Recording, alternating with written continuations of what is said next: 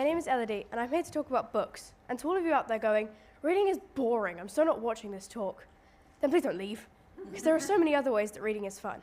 Sometimes people think they don't like reading because the books they have read were boring.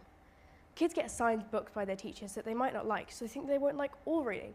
But if you pick up a book that is about a topic that interests you, you might actually like reading.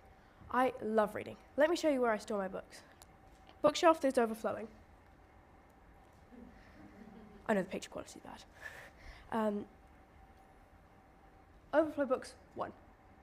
These are books that overflow too much to fit on the already overflowing bookshelf.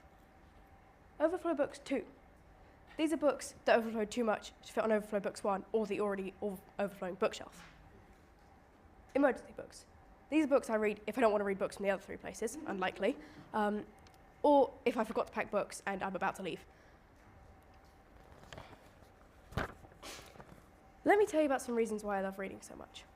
Reading is an escape. Have you ever had a day where you wish you were someone else, or you wish you were somewhere else? Reading always helps me with that. I just use my imagination, and I can be exactly who I want to be, or exactly where I want to be. You can be anyone you want by reading a book if you just use your imagination. Another thing I love about reading is that it shows me that I'm not the only person that feels certain emotions. Have you ever felt like no one else feels what you feel?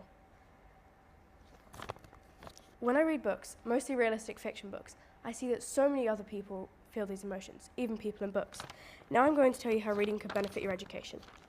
Reading can teach you things, not just with non-fiction books. Sometimes in school we have to learn things by reading boring articles or listening to teachers talk for ages. No offense, teachers. Are we really learning anything? Yes, we probably do understand a lot of what the article/teacher says. But when I'm reading an article, when I'm reading an article, sometimes it gets boring and I just stop reading and start thinking about whatever. You know, like when something gets so boring that you just turn off and start going, I wonder what's for lunch today. And when my teachers are talking for ages, we can easily just switch off and go into our own little dream world until the teacher is saying, pay attention and tell me what the answer to question 8 is. When you read, you learn things, not just with non-fiction books, but you can learn many things like vocabulary, how to make sentences, how to spell things. I'm really trying to find things that don't just apply to English classes right now.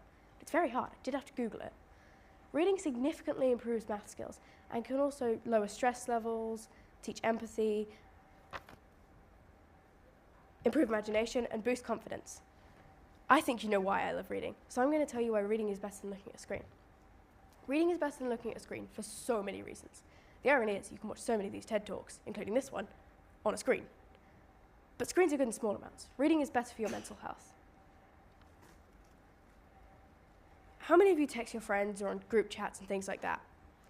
Have you ever been doing your homework or doing something productive, and then you get stuck in a texting conversation for ages and forgot what you were doing in the first place? I know I have.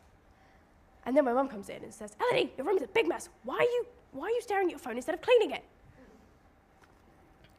That seems to happen far too often in my house. Maybe I should stop getting distracted by things I pick up off the floor.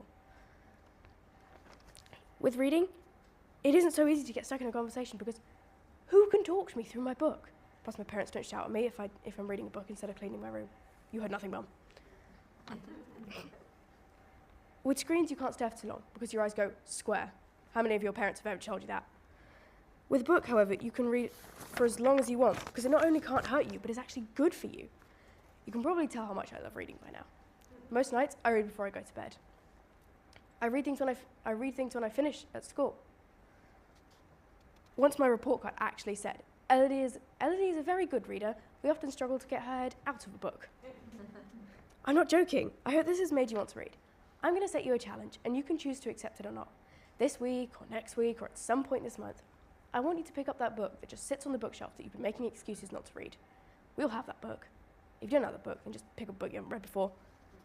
Thank you, and remember to read that book.